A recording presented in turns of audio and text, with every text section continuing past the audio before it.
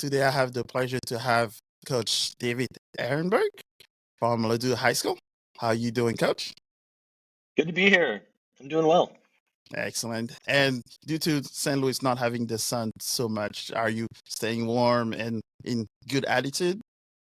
Yeah, it hasn't. Well, we had a cold spell here, but we're in the 40s, 50s now, so it's okay. Okay, awesome. Yeah, I've been struggling. Even though I lived in Canada, I think this year I've been struggling with the cold here. So I'm trying to get used to that again. Right. Yeah, it has been a little bit colder than usual. So Yes, awesome. So yeah, so thank you for joining. Definitely appreciate your time. I know it's always a busy schedule with school, soccer, kids, and everything else. right. So what I like to do is first to get to know the coaches a little bit more, because typically all we see is someone screaming on the sideline or giving a pep talk, and it's always good to know who the coaches are and the best things about them. Because so could you tell us a little bit more about you as first, how you got introduced to soccer and, if you played and what led you to coaching? Sure. So I grew up playing, kind of rec stuff with soccer. I never played club soccer growing up. Um, Played in high school. I actually went to Ladue High School where I'm coaching now. So varsity player for Ladue High School. Went on to play a year at Washington University, which is a college here in St. Louis. And then when I graduated from college, um, came back to be a teacher. There was a soccer opening actually to coach at my alma mater back at Ladue. So I kind of jumped right in after graduating college to be the coach on the boys and the girls side at Ladue. So started off at the JV level and just kind of worked my way up with the coaching. Um, I've been the head coach of the girls now since 2011, and I've been the head coach of the boys since 2014. So, yeah, I mean, at this point, I started coaching back in 2005, so I've got a few years under my belt at this point. Okay, awesome. So it looks like you definitely have maybe a different view of soccer in St. Louis, especially knowing that you, I guess, didn't really participate in the club soccer. So, was that a personal choice or a family choice, or was it more of, um, that the environment that led to more of it um, away from club? Yeah. So my family was not, like my parents didn't play soccer. So that was not wasn't like I got to see my older sisters. I had two older sisters. They weren't into soccer. My parents weren't into it. So I really wasn't introduced to the club world. I played lots of sports, and when I was growing up, um, club was definitely more selective. You had to make the team. That was not something where just everyone just automatically made any team. That's kind of how it is now. If you want to play soccer now, for the club side, you're going to make a team. Yeah, Um, and I enjoyed doing lots of other things. I played baseball growing up. I played basketball growing up, and there was never really a time where I wanted to just focus on one. So that's kind of how it went. I actually got asked to play club on a couple different occasions when I was older, eighth grade, ninth grade, 10th grade. But again, I loved playing other sports so much I didn't want to forego that. So that's how it kind of happened. And I think back when I was growing up, it wasn't a huge deal if you didn't play club because that was again it wasn't as big as it is now. So I didn't feel like I was strange by not playing club. Um, but it wasn't any other choice for that other than I just like playing other sports too. So awesome. So yes, so knowing that a lot of kids now these days do play multiple sports, which kind of help them in soccer, apparently. yeah. So when did you realize that soccer was sort of like your preferred sport, or was it more of like you still continue to play throughout high school and then I branched played out? throughout high school. I mean, so baseball I did drop eventually. But I played soccer and basketball all the way through high school. And I mean, honestly, I loved basketball just as much as I love soccer. I just, I'm 5'10", so there was a little bit more limitations on the basketball side than on the soccer side. And I was a pretty good soccer player, so I guess I gravitated more to soccer because I was better at it than basketball. But I had equal passions for basketball and soccer. So Okay. Yeah, and I definitely feel your pain. I think I am 5'10", 5'11", yeah, and I was the smallest. All of my cousins in my age group are all 6'2" and up. So that's right, where I almost was kind of pushed into soccer because I was right. lower gravity, and it worked out in the long run. But And there, I love coaching multi-sport athletes. You don't see them as much anymore because we live in a world now where they want specialization earlier and earlier. But playing multiple sports is great. It's great for the different sports really play off each other. So when there's a kid that plays basketball and soccer, there's so many things that they get to do, physically that go from one sport to the next. So I wish we were at a place where we didn't specialize so much. I wish kids got to play more sports. definitely, yes. And we have all our kids do swimming all year long, and then Yeah. after that they get to pick soccer. So we're definitely a big one where we realize that multiple sports definitely helps. And I'm starting And to I see have a lot kids. more. I have kids of my own too, and they had to make that. My oldest, who's in sixth grade now, was doing club soccer, but she likes volleyball. She likes doing dance. I mean, so the practice schedule got to the point where she couldn't do all the things she wanted to do. Right. So she had to kind of make the decision: am I going to stick with club or go to do these other things? So she actually dropped out of the club. Although she did tell me last week that she wants to maybe join back in the club again. So the young kids, they change their minds all the time. So. You don't know what's good until it's gone. So That's maybe right. that was it. That's right. That's right. Yes, excellent.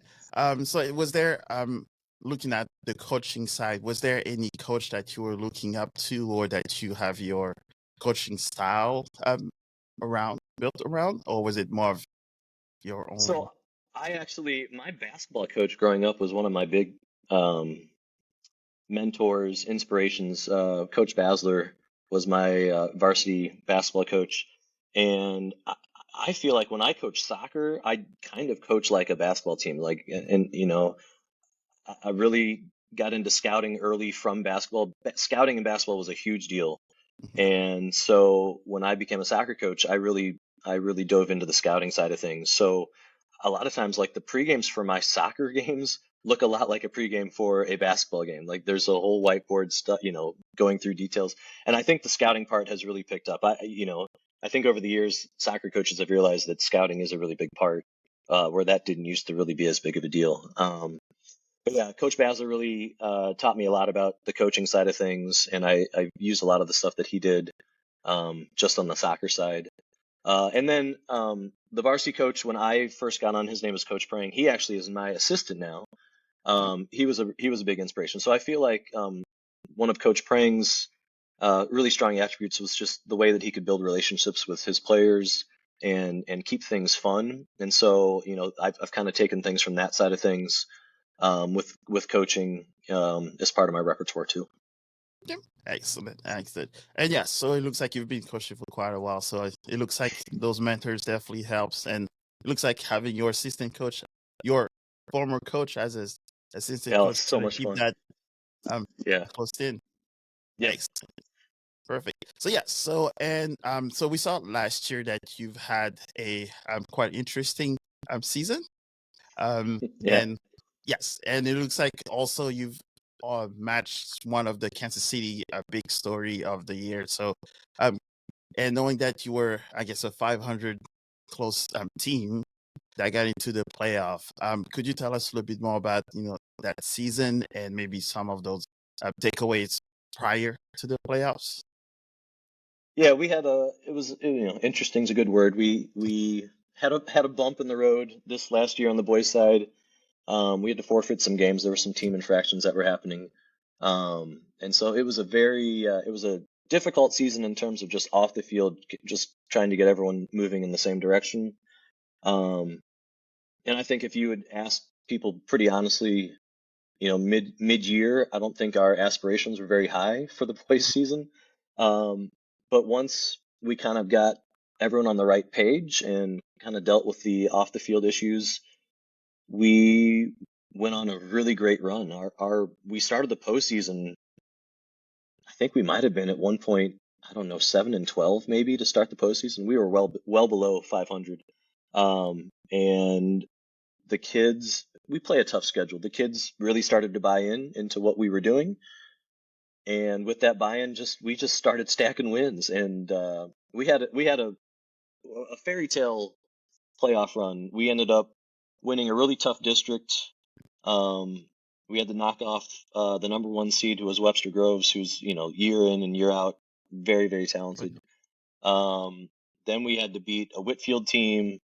They were the number two seed in our district that have, one of their players is a City 2 player, like yep, just amazingly talented. We actually in that game, we at one point were down two guys. We had two different defenders get red cards in that game. So we wow, played the entire second half down a player. So we were up 2-0 at halftime. Then we played the entire second half down a player, and then the last 10 minutes of the game, a second defender got a red card. So then we were down two defenders for the last 10 minutes of the game. wow, And we just held on for a really exciting win. Then in the next game, quarterfinals, we were without those two starting defenders because they were on red cards. okay, I had a kid that had not played varsity almost at all step in and played 80 minutes. I mean, so there's all these great storylines from our postseason run. We got to state. We won our semifinal game, and then in the end, we ended up losing to East KC, very talented team out of Kansas City, inner city school full of immigrants from all different countries. I mean, great team. If you ever watched them play, they were really fun to watch. So they were very deserving champions. But we were proud of the run we made. So yep. And so, what would you say? So would you say that the team got closer as I guess as the season went, and was there something that you saw that kind of clicked, that kind of helped the team proceed, or was it more of yeah, a we've we've you almost went from the worst part because that forfeiting games is almost like the worst part of it because it's out of your control. Um, can you see some of those you know what clicked that kind of helped push that team to make such a nice run? I think I think what really ultimately I've thought about this a lot. Like why did we go off the rails? Ladou's been traditionally a strong program. We've never won state, but we're always kind of in the mix. And we've won, I think, 9 out of our last 11 districts, which in St. Louis our districts are tough. So Oh yes. so we have a strong tradition. I really feel like this year, for whatever reason, um, maybe a little bit where the kids just thought like, oh well, it doesn't matter what we do, like we're just gonna be good, and that obviously that's not the case. The team really just wasn't doing the small stuff that we needed to do to be successful. And so when we forfeited games kind of mid-season and kind of dealt with the off-field issues, that was the big focus coming back, is how can we um, get back to doing all the small things, the things that make Ladue soccer successful.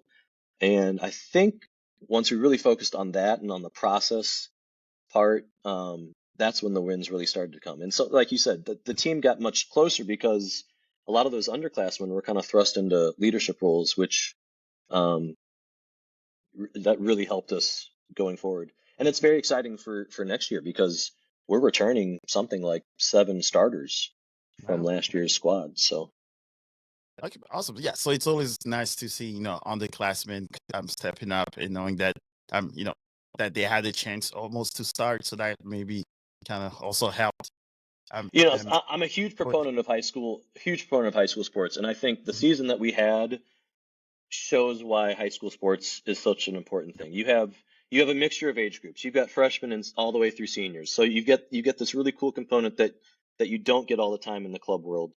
Um, we focus a lot on the holistic portion in high school soccer. Like obviously we want to win soccer games. That we're there to win soccer games, but we're also developing character and the people. And so when you look at our season really encapsulated everything that's great about high school soccer. You've got these awesome memories from winning rivalry games in the high school environment, and you also can really dive into just the character development that happened all of our kids too, which was that's why I do this.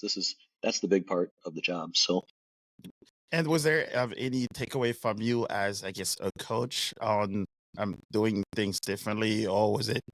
Sorry. So was there anything that take away from your side of the ball on, you yeah, know? I think for me, I mean, and again, I've been doing this for a while. So this was my 10th year as the head coach of the boys program. Um, and it made me kind of take a step back and really be intentional about what I wanted, what my expectations were in the program. And I've always had the expectations, but some of the expectations were kind of passed down from senior class to senior class, like, Right. so as a coaching staff, at midway through, we literally came up with a list like, this is what it means to play Ladue soccer. Here are our expectations. And with that list, being way more intentional about coaching that stuff, because some of that stuff this season I think had slipped in terms of um, meeting our standards. And so that to me was kind of a big takeaway. And I think moving forward to the girls' side next year with the boys, really just hammering the culture of our program and making sure that kids know what our expectations are, and realize the importance of it. Because we saw what happens when we don't live up to the culture expectations. So Yep. So sometimes you gotta go to some of those bad times to learn from them. So that right, definitely helps. Awesome. yep, So yeah. So now we'll talk a little bit more about the fun stuff, and I guess more exciting, which is the Champions League, St. Louis Champions League. So I've spoken a lot with Jim over the phone text for the past few months regarding, the excitement that's currently happening in Tampa, and how not only the community, the teams, private, public schools have come together and kind of built this huge and nice tournament, which then end up at AI Long Stadium, which kind of add a little bit more of the prestige of having right. such tournament. So can you tell me a little bit more of how that attracted you to that idea, and um, you know, some of those wish or expectations? Yeah. So Jim Hart I mean, the guy's a dynamo. I just met him this year. He's like a one man wrecking crew. He is the passion you just exudes from him. So he and Perry were kind of instrumental in starting that Champions League. I think a few other coaches from Tampa Yes. kind of getting that going. And then um, Greg Keller, who coaches at St. Dominic here in St. Louis, um, had a connection to those coaches, and so he kind of helped start the movement here in St. Louis. And Greg reached out to me and a few other St. Louis coaches to kind of form the committee to get things rolling on the St. Louis side. And really, the goal here is something that's near and dear to my heart. I've been really trying on the state side to get our playoff system to a place where it's less about how big or small your school is, but like, let's get the best teams playing the best teams. And if you're not a good team, let's get you playing other teams that are not so good. Like, I think our playoff system should be getting teams to their right area. All right. Because Right. that's going to help grow the game at the bottom levels, and it's going to help, promote the game at the top levels.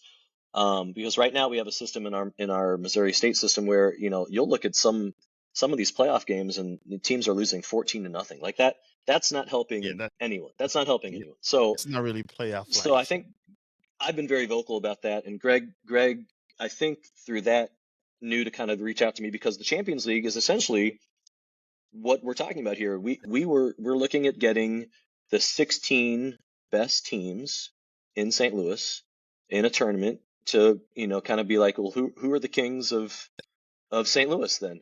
Um, and so what we've set out to do in St. Louis, that's a little bit different than Tampa, because we've talked to Jim. The way our districts are rolled out and the way our classifications make it a little bit different than Tampa's. Um, but essentially, what we have put into motion is a situation where Class 3 and Class 4 district winners get into the Champions League, and then based off of your team's regular season success after that, we have kind of an NPR. It's like a power ranking Yep. in Missouri. so we could then invite the other teams into the Champions League at that point. Um, so it's public school, it's private school, it's big school, it's small school. It's a really cool way to kind of to really test like who's the best of the best in St. Louis. I know when we introduced the idea to my soccer team, the boys were just so excited, like, oh my gosh, what a cool idea. So I really think it's going to bring a lot of excitement to high school soccer. I think it's not meant to take away from the state tournament. Winning state is still the crown A big jewel. thing, yes. You still want to win state. I just think it's adding another feather um, to the hat here. Like you might have a season where you win state and win the Champions League. Like so that's kind of the thing. We're adding more layers and more ways to celebrate high school soccer here in St. Louis. Yeah, and it definitely helps when the Champions League have that title that anyone that's related to soccer a little bit outside in Europe, once you say Champions League, they will be like, "Ha, yes, we know that kind of tournament." And knowing that St. Louis is also big in soccer, and everyone's trying to say who's the best team in St. Louis, girl or boys, so that definitely will kind of put the stamp on, you've won and you literally can call yourself Right. the best team in St. Louis.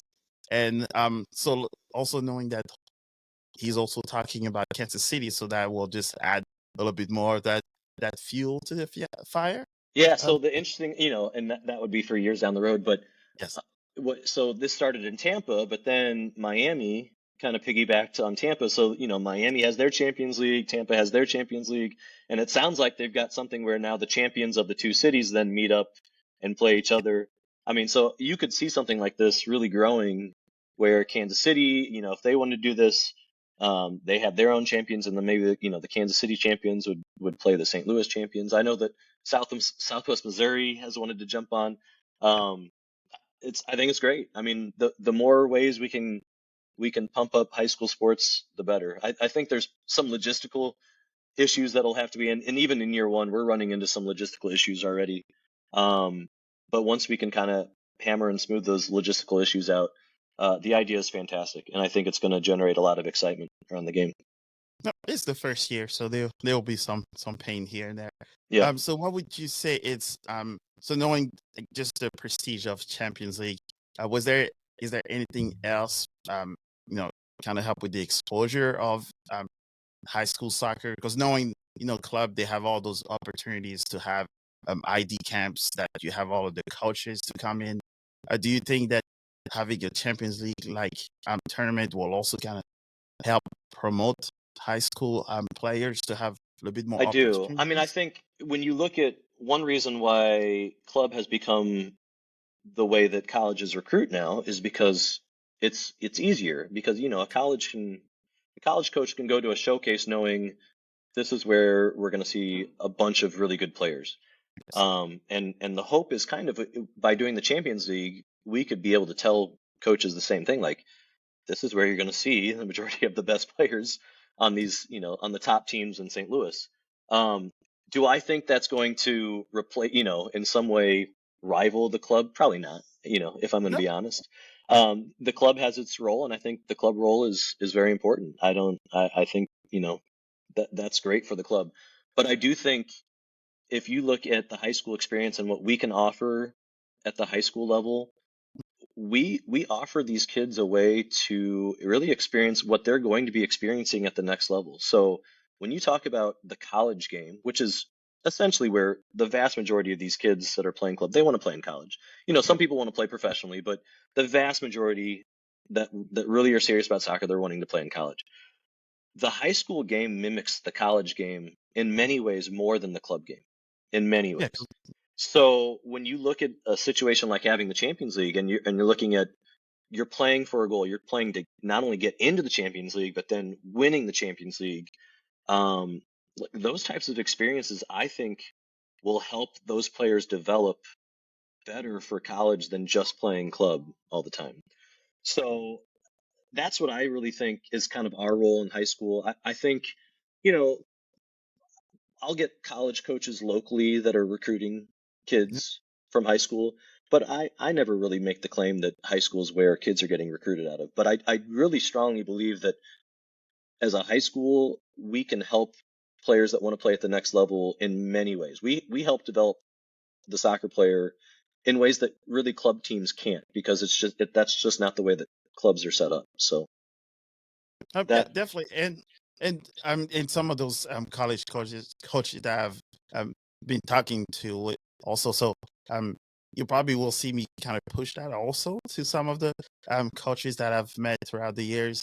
But I think it's one of those, the big thing about high school is, like you said, the college experience is that they still have, the going to school, being more student first athletes, so it kind of give them that experience, and now knowing that they will also get to play against the other schools that they typically do not play against. right, right. That's one of I think that's probably one of the plus, because if you're not in their Well, class, you and probably won't see them ever. competing against multiple age groups. I mean, again, some of my standout players this year on the high school team were freshmen and sophomores, and they're playing against juniors and seniors, and that's what's going to happen in college. When these kids go to college, they're going to be freshmen in college trying to play against 23-year-olds. Shoot, the college landscape now, they're playing against 26-year-olds. I Yes, mean, they are. Yes. it's really changed. So, I again, there are things that we are able to do at the high school level that clubs can't. And so I would hope we get back to a place where the club and high schools work kind of more hand in hand, and not rivaling against each other. We should each understand that we have different roles in the developmental path that are both important if you're looking at each player. Yeah, and I'm starting to see maybe a little bit of that shift also. I guess with the St. Louis city that we have now, knowing that there's multiple academies at the same time. Yeah, So it kind of shows that now there's multiple alley to soccer or going to that path. And it looks like City also have those players that also go to college, but also go to high school, play for their academy, and then go to college. So it looks like St. Louis just adding one more tournament kind of help promote all of the players, student athletes across right. the state versus just one area. There's lots, and that's the thing. I think, in a perfect world, there'd be just one nice streamlined pathway, but Yeah. that's not the case. And there's going to be kids that have different. Every kid's situation is going to be unique. Um, and that even plays into the part with high school. Some people, maybe their high school program that they play for maybe isn't that strong. Maybe they're not, you know, competing for places like the Champions League. So they're going to have to make decisions that are going to best suit themselves. But I think when we can talk about, playing for a competitive high school, we're trying to make those pathways better for kids that are playing for competitive high schools at this point. So, Yep, I tell everyone pretty much there's no one has the perfect pathway, and if you right. look at some of those players that now become very famous, the biggest one for me is a French player that's N'Golo Kante. I don't know if you know him, for that Yeah. used to play for Chelsea. Hmm. He was pretty much in, like, the fifth division in France, and then he moved his way up to then winning the World Cup. Compared to others that have worked in club scene or has gone to academy that have not reached that level. So it's just determination and maybe a little bit more push that will help you get to where you'll like to go. So that's pretty much what I tell all the kids that I talk to is that um, you can go to the academy, you can go to the club route, you can go high school, and we just saw from Tampa. There's Santi Cagiola, if I spell it right. He went and did the college prep, Tampa prep, and then he won the Champions League with his team. Then the Rowdies from Yeah. Tampa saw Hmm. him and then added him to his academy, and Awesome. now he's playing with in Germany in third division soccer um, in Germany, and we'll interview him actually tomorrow. Awesome. So it's definitely one of those nice things where he actually went from high school to the academy for the local USL team, Yeah. and then got discovered, and now he's playing professional at 21 in Germany. So it's And I one of think those nice stories. I'll throw this one out here too. Not Obviously we're talking about path, developmental path or whatever, but But also, we have to remember too that a lot of these kids are playing soccer because they want to have fun too. Yes. Like sure, yes, we want to get better, we want to play in college, play professionally, whatever, but we don't want to strip away the joy of playing soccer too. And if you ask a lot of these kids, they want to compete with their high school. They want to compete the rivalries that exist against their buddies from club, that are on other teams. I don't think we want to quickly strip that away too. And so again, when you look at something like the Champions League, again, it's just another layer that we're trying to enhance the high school experience to showcase that, this is the fun part of playing soccer. We don't have to force kids into, being adults at the age of 12, like you're playing Yes. the game because you want to play. Like go play, go have fun. So Oh, I'm still watching it just like if I was young. So yeah, it was one of those fun things. And I guess the funny part for me, judo, martial art was my first sport. And then it just kind of worked my way up to play soccer. So is that right?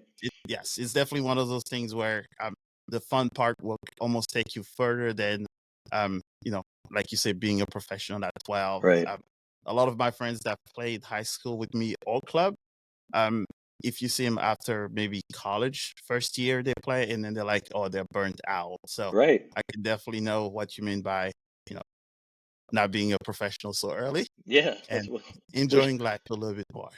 yeah, yeah. I 100% agree. Excellent. So yeah, so it looks like we're not to take too much more of your time. So would there be anything that you would like to let either coaches or either anyone from in St. Louis about the Champions League and your aspirations for it, outside of what we've gone over on this? Yeah, I mean, I feel a lot of coaches' questions about it. Just them knowing that I was part of the committee or I'm on the committee. Um, as we kind of talked about, the first year is probably going to be there's going to be some bumps as we kind of sort through it. Even this first year we couldn't make the teams the way that we really want to. Um, the athletic directors wanted to know who was playing before our districts were done. So, in a perfect world, we would take the district winners and then we'd go from there. But really, the athletic directors were kind of pressuring us to get the list quicker. So we had to just basically this year one, email who we thought were very deserving teams and go from there. But the goal moving forward is really to be very merit based. You win your district, class 3, class 4, you're in. MPR, I mean, it should be very objectifiable and, so there's not a lot of guesswork on it. Um, and again, the goal here is just to get those most deserving teams in. And so, I looked this year, if we had been able to do it the way we wanted to do it, we would have had a couple class 2 teams, a couple smaller class 2 teams would have been in the Champions League. I think even a class 1 team would have made it too. So, this isn't something that's supposed to be all about private schools or all about big schools. Like this is really supposed to let's get our 16 best teams and let's see where the chips fall. Excellent. Yes. So is there do you have any I guess any I would call it um, sessions or anything pertaining to Ladue High School that you plan on organizing within the next few months? I Boys mean, we're or starting, girls? girls season starts in March, or I guess February 26th. It's a little bit earlier this year. So we've already been doing some off season stuff, just a couple days a week, here in the winter. It's been, when it's over 40 degrees, we go outside. Otherwise, we're inside the gym. The girls season, again, girls are going to be doing Champions League too. So it's an exciting prospect for them also. Um, excuse me. But yeah, so we're prepping for the girls season that's going to be coming up here in the spring. Oh, excellent. Yes. So, Coach David, I definitely appreciate your time. I'm sure we'll be talking a lot more within the coming up months, where we just kind of lead more to the Champions League startup, I believe, in September. Yeah. So yeah, so definitely appreciate the time. Hope you Well, and stay let me, and warm. let me throw this out here. I'm Yes. really happy that you had me on. Uh, we love, I think another really cool part of this is the media coverage. So, Yes. having people like you helping to cover this stuff will be amazing. Oh, yes. And I think I probably forgot one of the other things that you're working on for these STL Best Oh, 11. best 11. Yeah, yeah, we didn't mention that. Yeah. Almost forgot So about that. one, Yes. one of the cool things, again, I was looking for ways to help bump up the high school experience, and MLS has the best 11. A lot of soccer leagues have their like who's the best 11. So I kind of spearheaded the best 11 STL best 11 this year. Um, couldn't have done it without the help of all the coaches in the area. I basically just email all the STL area high school coaches, and we do both sides of the river, so Illinois and St. Louis, and they turn in their nominations. Who had a good week?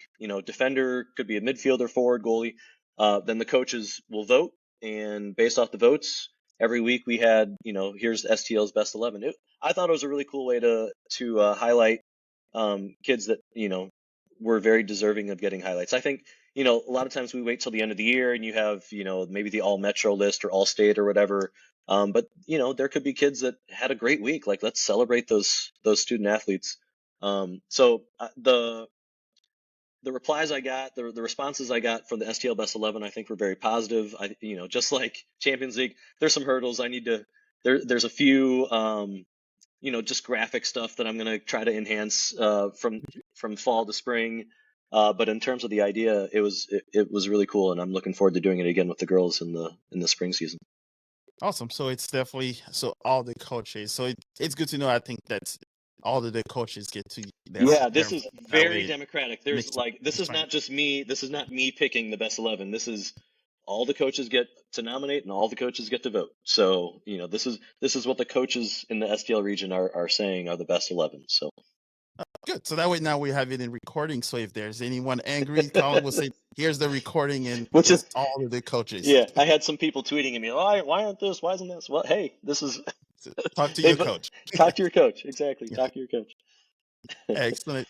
So yes, and for the graphic, feel free to reach out to me if you need anything on that part. I That'd can be definitely. helpful.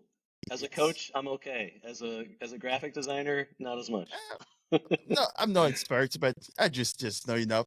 And knowing that you guys do a lot more than just coaching, you still have, family life and teaching. So it definitely show an appreciation to the high school coaches and staff that do, the extra mile, because it's not just, your job is not just soccer. You have a Right. lot more in your hands, Right. and always taking and then adding another tournament into your very busy schedule. So that was why I kind of also jumped into it, because I had my own high school coaches. So it definitely shows that you guys have a lot more on your plate and just taking an um extra things to do tournament Yeah, and and then and not best a 11. So it takes a lot of work.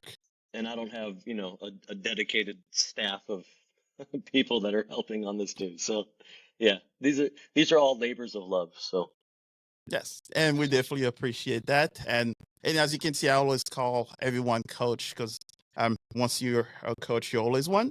So it just shows that appreciation. And as always, I definitely appreciate your time. And we'll be talking a lot more love soon. it. Thanks for having me on. All right, thank you all, coach, and hope you have a good day. And good luck this season with the girls. All right, thanks a lot. All right, take care. Bye.